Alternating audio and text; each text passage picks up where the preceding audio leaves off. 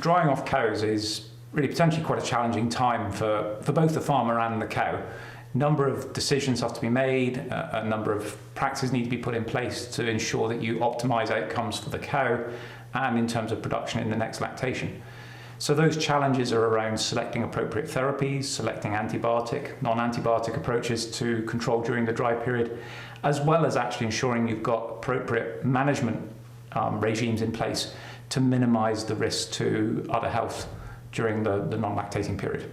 When it comes to drying off, our recommendation would always be to dry off abruptly, would be to actually do things to try and reduce yield prior to drying off, such as changing ration, changing groups. But we would advise against gradual drying off, as in intermittent milking. We believe it's best to take a cow right up to the point of drying off, milk her for the last time, infuse any therapies as appropriate, and then take her away from the milking environment altogether. The risks are associated, or there are risks associated with gradual drying off, increased risks of intramammary infection, and really no clear benefits to taking that approach in terms of udder health. My inclination would be to abruptly dry cows off. Despite the fact that genetically now we have animals that are dry off, they might be producing 30, even 40 liters of milk. People are a little bit intimidating by drying off that animal suddenly. But we do have technology in terms of intramammary treatments and also management schemes to allow that. The problem with trying to gradually dry off an animal is that you only have mainly two options. Either you skip milkings, so you increase milking frequency, or the time interval between milkings, sorry, or you play with nutrition and reduce the energy inputs to the animal. Now, if you reduce milking frequency, yes, you will diminish milk production and dry off, and you will facilitate dry off. The problem is that after calving, you're going to have higher somatic cell counts, higher degrees of intramammary infections.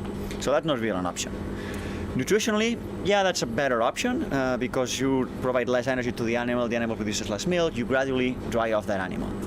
The catch up with that is that while you reduce energy content of the diet, the animal that's programmed to produce milk is mobilizing some of the body reserves. And it's releasing substances in the blood, such as NIFAs, that will compromise immune function.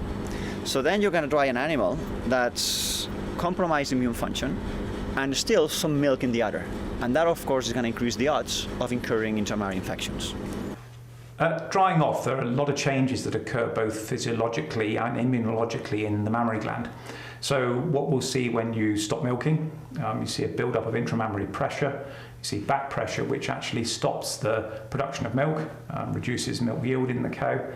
And then what we see is a gradual increase in the concentrations, for instance, of lactoferrin, and increase in the somatic cell count, increase in the levels of immunoglobulins, all of which lead gradually over time to an environment that is more alien, not conducive to the growth of bacteria.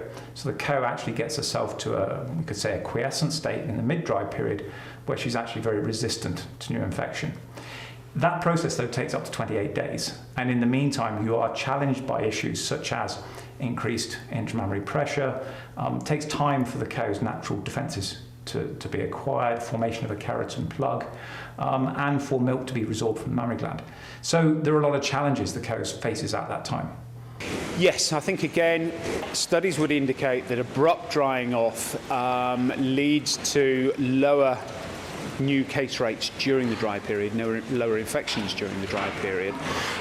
Some people have tried a much slower, lingering drying off technique, whereby they've maybe been milking cows once a day for a period of time and then eventually dried them off. Just seem to be less successful, do seem to get more problems. The best way to dry off cows overall is to do it abruptly. After they're dried off, they will have their dry cow tube and a teat sealer inserted, and they need to be managed because they don't all close off at the same time and they can leak milk, so they need to be managed in a clean environment, perhaps outdoors if that's possible, to try and prevent infection from entering before they're fully dried off. Cows probably leak milk around the time of drying off for a variety of different reasons. One would expect cows with higher yields at drying off to be more prone to leaking milk. Because by virtue of the fact that you've got higher pressures in the udder after drying off as milk continues to be produced. in the short term. But also you'd expect cows with shorter and wider street canals to be more prone to leakage. So again, that's going to be high yielding cows, it's going to be faster milking cows. Another thing that's going to be key there is whether or not there's any teat end damage. And cows with teat end damage are also more likely to leak milk after drying off. Cows will, if they become overstocked with milk during the dry period, then they can certainly leak milk onto the beds. And there are studies from the States which show that cows dried off giving over 25 litres of milk at drying off will then have more problems with infections, new infections during the dry period. But similarly, it's also a reflection of the fact that, again, the cow hasn't made her own keratin teat plug to then form a physical barrier against infection. I've actually been asked a couple of times by clients, by farmers, whether or not drying off's a painful process. I think it's difficult to assess pain. People's perceptions of pain are very different, but I think it'd be fair to say that it's going to be uncomfortable. You've only got to actually look at many cows, high-yielding cows after drying off, to see the level of distension of the udder, swelling of the udder, that this is undoubtedly an uncomfortable process for some cows, and that borderline between discomfort and pain, as we know as humans, is a fine line. So I think that there are issues surrounding discomfort and pain with high-yielding cows, modern dairy cows, at drying off.